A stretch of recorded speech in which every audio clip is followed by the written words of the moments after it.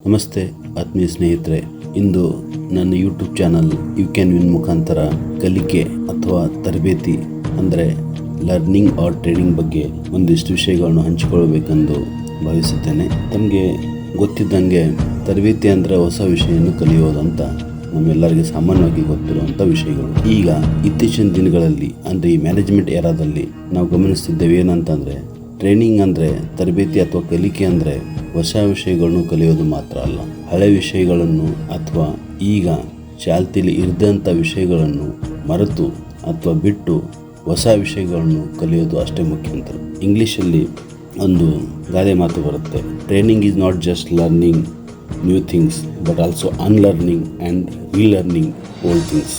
ಒಂದು ಬಾರಿ ಒಬ್ಬರು ಒಂದು ಚಿಕ್ಕ ವಯಸ್ಸಿನ IAS ಅಧಿಕಾರಿಗಳು ಸೇವೆಗೆ ಸೇರಿಕೊಂಡ್ರಂತೆ. ಅವರು ತಮ್ಮ ಅಧೀನ ಕಾರ್ಯನಿರ್ವಹಿಸುತ್ತಿರುವ ಕಚೇರಿ ಅಧೀಕ್ಷಕರು ಅಂದರೆ ಸುಮಾರು 30 ವರ್ಷ ಕೆಲಸ ಮಾಡಿರುವ ಕಚೇರಿ ಅಧೀಕ್ಷಕರನ್ನ ಕರೆದು ಬೇರೆ ವಿಷಯ ಚರ್ಚೆ ಮಾಡುವಾಗ ಹೇಳಿದ್ರಂತೆ, ಇಲ್ಲ ಇದು ಅವರವರಲ್ಲಿ ವಾದ ವಿವಾದ ನಡೀತಂತೆ. IAS ಆಫೀಸರು ಅವ್ರಿಗೆ ವಿಷಯ ಹೇಳಿದ್ರು, ಅವ್ರು ಅರ್ಥ ಮಾಡ್ಕೊಳ್ಳಿಲ್ಲ. ಆವಾಗ ಅವರು ಒಬ್ಬರು ವಯಸ್ಸಾದಂಥ ಕಚೇರಿ ಅಧೀಕ್ಷಕರು ಅವ್ರಿಗೆ ಹೇಳಿದ್ರಂತೆ, ಸರ್ ನೀವು ಇತ್ತೀಚೆಗೆ ಬಂದಿದ್ದೀರಾ, ನನಗೆ ಸುಮಾರು 30 ವರ್ಷ ಸರ್ವಿಸ್ ಆಗಿದೆ, ಅನುಭವ ಆಗಿದೆ ಅಂತ ಹೇಳಿದ್ರಂತೆ. ಆವಾಗ ಆ IAS ಅಧಿಕಾರಿ ಕಿರಿಯ ವಯಸ್ಸಿನ ಅಂದರೆ ಚಿಕ್ಕ ವಯಸ್ಸಿನ IAS ಅಧಿಕಾರಿ ಹೇಳಿದ್ರಂತೆ, ನಿಮಗೆ 30 ವರ್ಷದ ಅನುಭವ ಆಗಿಲ್ಲ, ಒಂದೇ ವರ್ಷದ ಅನುಭವವನ್ನು ನಿಮಗೆ 30 ಬಾರ್ ಆಗಿದೆ ಅಂತ ಹೇಳಿದರು.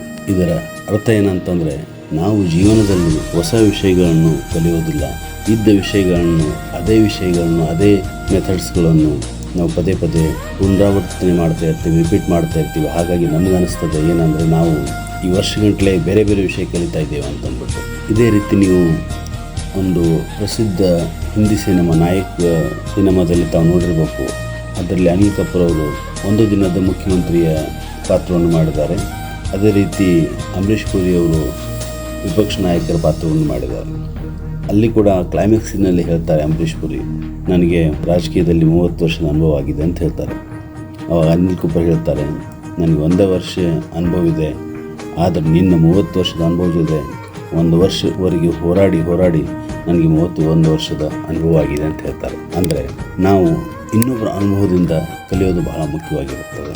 ಇದು ಕಲಿಕೆಯಲ್ಲಿ ಅಥವಾ ಟ್ರೈನಿಂಗಲ್ಲಿ not just learning but unlearning and relearning old things ಅಂತ ಯಾಕೆ ಹೇಳ್ತಾ ಇದ್ದೇನೆ ಅಂದರೆ, ನೀವು ಗಮನಿಸಿರಬೇಕು, ಒಂದು ನದಿಯಲ್ಲಿ ಹೊಸ ನೀರನ್ನು ಬರುತ್ತೆ. ನದಿಯಲ್ಲಿ ಹೊಸ ನೀರು ಬಂದ ಮಾತ್ರಕ್ಕೆ ನದಿಯನ್ನು ಸ್ವಚ್ಛಗೊಳಿಸಲಿಕ್ಕೆ ಅಥವಾ ಶುದ್ಧ ಆಗಲಿಕ್ಕೆ ಆಗೋದಿಲ್ಲ. ಅದರಲ್ಲಿರೋ ಹಳೆ ನೀರನ್ನು ಹೊರಗೆ ಹೋಗಬೇಕಾಗತ್ತೆ.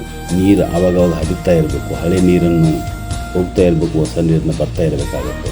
ಅದೇ ರೀತಿ ಸ್ವಿಮ್ಮಿಂಗ್ ಪೂಲಲ್ಲಿ ತಾವು ಗಮನಿಸಿರಬೇಕು, ಏನಂತಂದರೆ ಹೊಸ ನೀರು ಬಂದ ಮಾತ್ರಕ್ಕೆ ಆ ಸ್ವಿಮ್ಮಿಂಗ್ ಪೂಲನ್ನು ಸ್ವಚ್ಛಗೊಳಿಸ್ಲಿಕ್ಕೆ ಆಗೋದಲ್ಲ, ಅಲ್ಲಿ ಇರುವ ಹಳೆ ನೀರನ್ನು ಕೂಡ ಹೊರಗಡೆ ಹೋಗಬೇಕಾಗತ್ತೆ. ಆಗ ಮಾತ್ರ ಆ ಸ್ವಿಮ್ಮಿಂಗ್ ಪೂಲನ್ನು ಆ ಥರದ ಒಂದು ಸ್ಯಾಂಕ್ಟಿಟಿ ಅಥವಾ ಶುದ್ಧತೆಯನ್ನು ಕಾಪಾಡ್ಕೊಳ್ಳೋಕ್ಕೆ ಸಾಧ್ಯವಾಗುತ್ತದೆ. ನೀವು ಗಮನಿಸಿರಬೇಕು ಏನಂತಂದರೆ, ಇತ್ತೀಚಿನ ದಿನಗಳಲ್ಲಿ 22-23 ವಯಸ್ಸಿಗೆ IAS ಬಂದ ಅಧಿಕಾರಿಗಳು ಅಥವಾ ಮ್ಯಾನೇಜ್ಮೆಂಟಲ್ಲಿ ಬಂದಂಥ MBA ಅಥವಾ IIM ಇನ್ಸ್ಟಿಟ್ಯೂಟ್ಸಿಂದ ಮ್ಯಾನೇಜ್ಮೆಂಟ್ ಡಿಗ್ರಿ ಮಾಡುವಂಥ CEOಗಳು 30 ವರ್ಷ ಅಥವಾ 35 ವರ್ಷ ಸರ್ವಿಸ್ ಇರೋ ಅಧಿಕಾರಿಗಳು ಜನರಿಗಿಂತ ತುಂಬ ಎಕ್ಸ್ಪೀರಿಯನ್ಸ್ ಅಥವಾ ತುಂಬ ನಾಲೆಜಬಲ್ ಮಾತುಗಳನ್ನು ಆಡ್ತಾರೆ. ಅವ್ರಿಗಿಂತ ಎಷ್ಟಪಟ್ಟವರಿಗೆ ಹೆಚ್ಚಿಗೆ ಕೆಲಸವನ್ನು ಮಾಡ್ತಾರೆ, ಪ್ರೊಡಕ್ಟಿವಿಟಿಯನ್ನು ತೋರಿಸ್ತಾರೆ.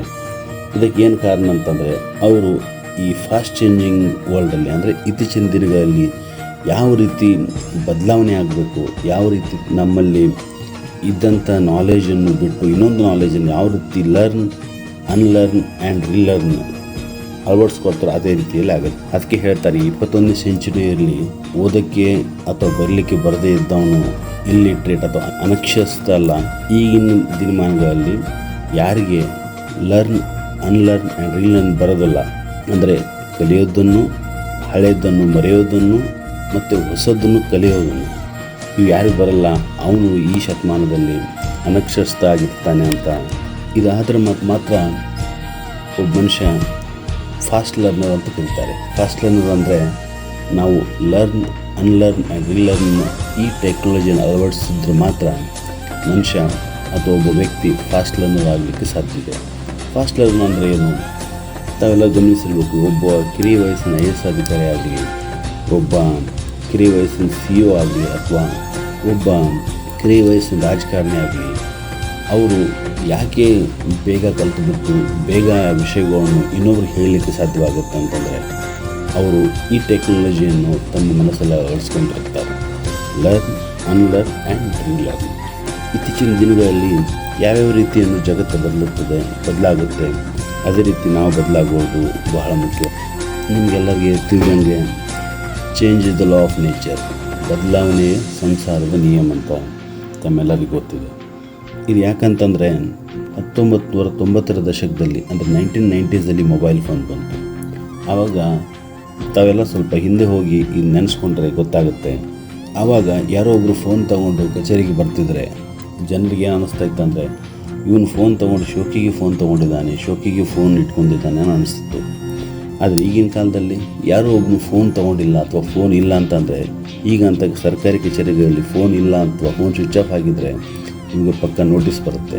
ಜೀವನದಲ್ಲಿ ನಿಮ್ಮ ಹತ್ರ ಫೋನ್ ಇಲ್ಲ ಅಥವಾ ನೀವು ಫೋನ್ ಸ್ವಿಚ್ ಆಫ್ ಮಾಡಿದ್ದೀರಿ ಅಂತ ಗೊತ್ತಾದರೆ ನೀವು ಏನೋ ಒಂದು ತಪ್ಪಿಸ್ಕೊಳ್ಳೋ ಕೆಲಸ ಮಾಡ್ತಾಯಿದ್ದೀರಿ ಅಂತ ಜನರಿಗೆ ಅನಿಸ್ತದೆ. ಅಂದರೆ ಆಗಿನ ಕಾಲದಲ್ಲಿ ಫೋನ್ ಇಟ್ಕೊಳ್ಳೋನು ಶೋಕಿ ಅನ್ನಿಸ್ತಿತ್ತು, ಈಗ ಫೋನ್ ಇಟ್ಕೊಳ್ದಿದ್ದವನು ಕಾಮಚೋರು ಅಂತ ಅಂದ್ಕೊತಾರೆ.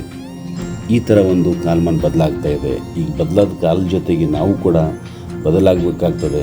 ಯಾಕಂದರೆ ನಾವು ಜೀವನದಲ್ಲಿ ಹೋದಂಗೆ ಕಲಿಯೋದನ್ನು ಬಂದು ಮಾಡಬಾರ್ದು, ಕಲಿಯೋದನ್ನು ನಿಲ್ಲಿಸಬಾರ್ದು. ಯಾಕಂದರೆ ಜೀವನ ನಮಗೆ ಪಾಠ ಕಲಿಸೋದನ್ನು ನಿಲ್ಲಿಸೋದಿಲ್ಲ. ಇಂಗ್ಲೀಷ್ ಹೇಳ್ಬೇಕಂತಂದರೆ never stop learning because life never stops teaching. So ಈ ಒಂದು 4 ಮಾತೊಂದಿಗೆ ನಾನು ಈ ಲರ್ನಿಂಗ್, ಅನ್ಲರ್ನಿಂಗ್ ಆ್ಯಂಡ್ ರೀಲರ್ನಿಂಗ್ ವಿಷಯದ ಬಗ್ಗೆ ಹೇಳಿ ವಂದನೆ ಹಾಡುತ್ತೇನೆ. ನಮಸ್ಕಾರ.